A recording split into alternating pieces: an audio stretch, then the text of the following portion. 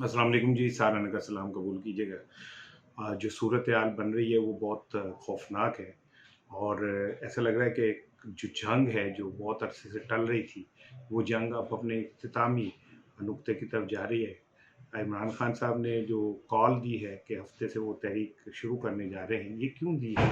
इसके पीछे असल क्या गेम है? क्यों उनको ये कहना पड़ गया है? इस पे आज बात करूँगा।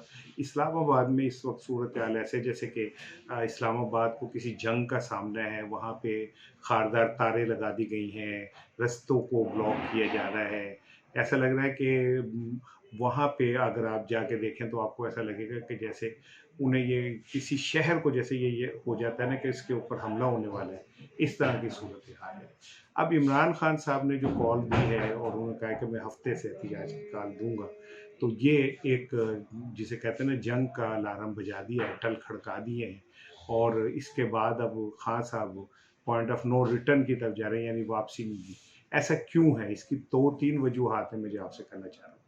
बड़ी ख्वाहिश है ताकतवर हलकों की कि माइनस इमरान खान पीटीआई जो है वो बनाई जाए और इमरान खान को फारिग करके और कोई डमी सी क़यादत जो है वो लाई जाए।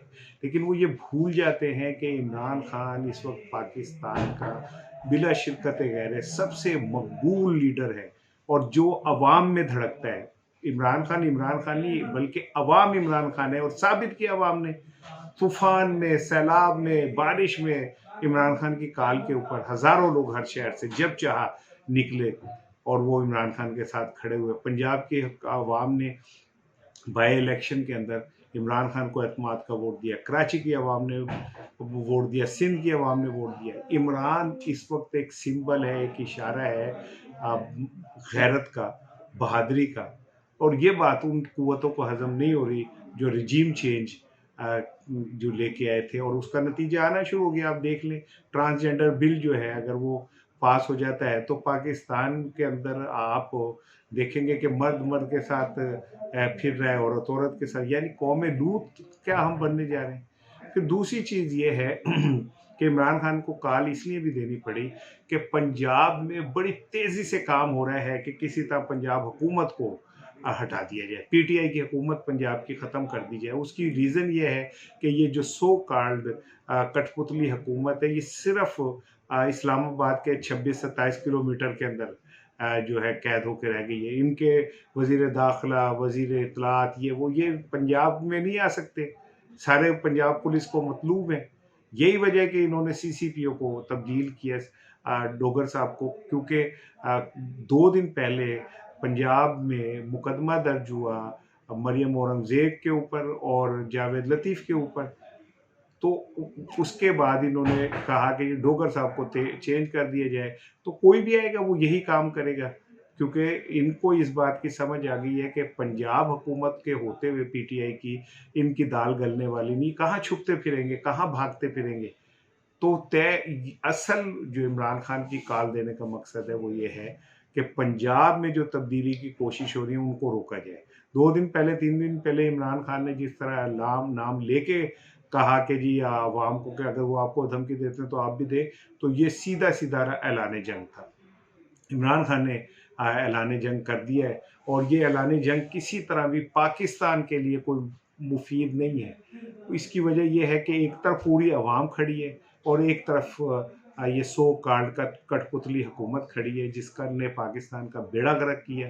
अब ये मुआशरती इक़दार का बेड़ा गर्क कर रहे हैं ट्रांसजेंडर बिल ला के और फहाशी को जो है पाकिस्तान के अंदर प्रमोट करने के लिए जा रहे हैं। अब इमरान खान की इस धमकी के बाद इस्लामाबाद में तो कांपे टांग रही हैं और वहाँ पे तो जो जंगी हालत है उसका ऐलान है। वज़ीर दाखिला कहते हैं कि जी अगर लॉन्ग मार्च में सूबाई हुकूमतों ने हिस्सा लिया तो हम उनके खिलाफ कार्रवाई करेंगे। मुझे तो हंसी आती है राना सनाउल्लाह के ऊपर कि वो पता नहीं किन ख्यालों ख्वाबों के अंदर ज़िंदगी गुजार रहे हैं। ग्राउंड रियलिटीज़ का उन्हें पता नहीं, हकीकत उन्हें नहीं पता। इस्लामाबाद में बैठ के वो दुनिया का पहला वज़ीर दाखिला है जो अपने मुल्क के किसी सबसे बड़े सूबे में नहीं जा सकता। वो पहला वज़ीर दाखिला है जो सिर्फ अवाम को ये धमकियाँ देता है कि मैं तुम पे गोलियाँ बरसाऊँगा। इस बार सुना है कि ड्रोन के ज़रिए जो है शेलिंग होगी आंसू गैस की। तो क्या किस पे शेलिंग होगी, वो कौन लोग होंगे जिन पे शेलिंग होगी, वो बच्चे कौन होंगे, वो औरतें कौन होंगी जिन पे शेलिंग होगी, वो क्या कह रहे हैं। वो एक हकीकी हुकूमत चाह रहे हैं, एक इंतखाबात चाह रहे हैं जिसके तहत असल हुकूमत जो है वो अवाम के जो लीडर हैं उन्हें मिल जाए। बहरहाल ये सूरत हाल बहुत खौफनाक है। पाकिस्तान की इकॉनमी वैसे ही लड़खड़ाई हुई है, और अगर ये लॉन्ग मार्च या एहतजाज की काल हुई और शहरों में कारोबार ज़िंदगी मुतासिर हुआ तो कौम तो वैसे ही भूखी मर रही है। उनके पास ना खाने को है, ना पहनने को है, ना बिजली है, ना गैस है, और इस सारी सूरत हाल में मज़ीद तबाही आएगी, मज़ीद ख़राबियाँ पैदा होंगी। बेहतर यह है कि इंतखाबात का ऐलान किया जाए और इक़्तिदार उनके हकीकी नुमाइंदों को दे दिया जाए। अदरवाइज़ अब इमरान खान ने अगर स्टेप ले लिया तो फिर उसकी शायद वापसी मुमकिन ना हो, और इमरान खान शायद इसके बाद एक ऐसी तसादुम हो जिससे दोनों जानिब नुकसान हो सकता है, और सबसे ज़्यादा नुकसान जमहूरियत को हो सकता है। अस्सलाम वालेकुम।